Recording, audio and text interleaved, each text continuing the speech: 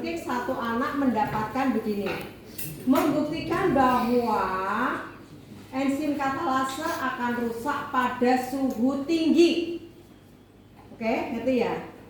Terus yang lain akan mendapatkan untuk mengetahui tujuannya, untuk mengetahui ada tidaknya enzim katalase pada bahan. Kira-kira gimana? Kalau ada tujuannya yang pertama nih ya. Tujuannya yang pertama untuk mengetahui bahwa enzim katalase rusak pada suhu yang tinggi. Berarti perlakuannya harus bagaimana nih? Yang satu tidak dipanaskan, yang satu dipanaskan. Gitu kan ya? Kalau yang lain nih, untuk menguji ada tidaknya enzim katalase pada bahan, gimana kira-kira? Bahannya ada berapa? Untuk menguji ada tidaknya enzim katalase pada bahan, kira-kira bahannya ada berapa? Dua. Nah, jadi kalau misalnya kamu mendapatkan kerja enzim katalase yang rusak karena suhu atau berdasarkan suhu, berarti kamu mengambil nanti ini hijau adalah sumber enzim katalase, diambil dari ekstrak daun pepaya. Kamu ambil 2 tabung, semuanya diisi dengan enzim katalase kira-kira 2 cc. Nggak usah dihitung, jadi 42 tetes, nggak usah kelamaan. Kita segini aja. Nah, nanti tergantung peka tidaknya. Ini dibikinnya udah dari pagi ya, jadi nggak ngerti. Nah, seperti ini. Yang satu, ini kan udah 2 ya, nah. Yang satu nanti dipanasi. Yang satu dipanaskan. Nah, kamu pakai lampu spetos yang ada di situ. Biasanya kita bisa juga pakai lilin. Karena kalau pakai lampu spetos saya rada ngeri-ngeri sedap gitu, nah. Karena beberapa kali yang daerah sini nih kebakar 2 kali. Tadi ada juga tuh. Jadi kalian pokoknya harus hati-hati ketika pakai lampu spetos, jangan sampai itu miring sedikit pun. Ya, kepalanya jangan sampai goyang. Oke? Nah, saya pakai lilin aja ya. Nanti kamu yang nyuci. Kamu harus belajar juga nyalain korek api. Ternyata ada yang nggak bisa nyalain korek api kan? Ini mestinya nah, kalau yang kerennya sih pakai penjepit, tapi saya nggak usah pakai. Ya.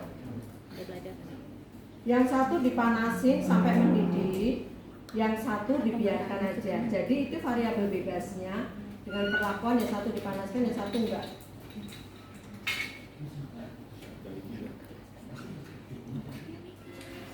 Kalau udah selesai itu jam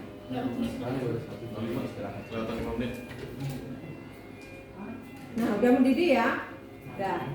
Nah kalau mendidih itu berarti enzim itu kan nggak tahan pada suhu panas kan.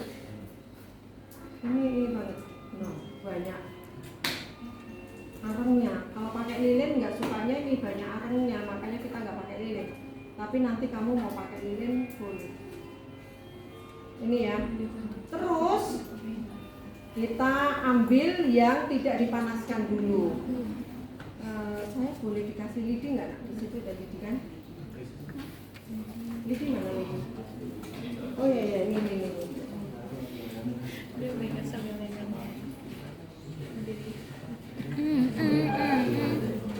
Terus kamu ambil ini H2O2.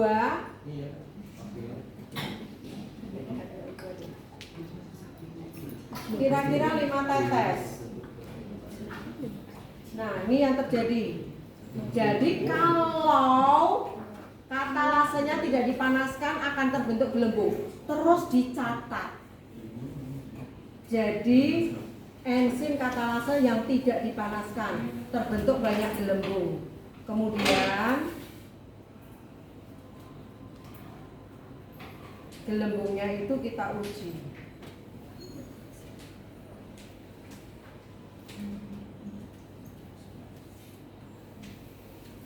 Sampai bara, ingat ya, bara bukan api. Masukkan. Ya, ngerti lah ya. Oke, nah sekarang dicatat nanti apinya gede gitu ya. Nah sekarang ini juga dikasih H2O2 sebagai substrat. Jadi H2O2 itu sebagai substrat yang dikerjain oleh enzim 5 tetes juga sama. Kemudian catat ada tidaknya gelembungnya. Kemudian uji lagi, ini masih baranya masih.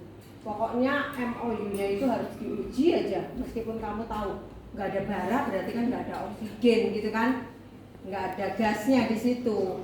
Nah, gitu ya, jelas ya.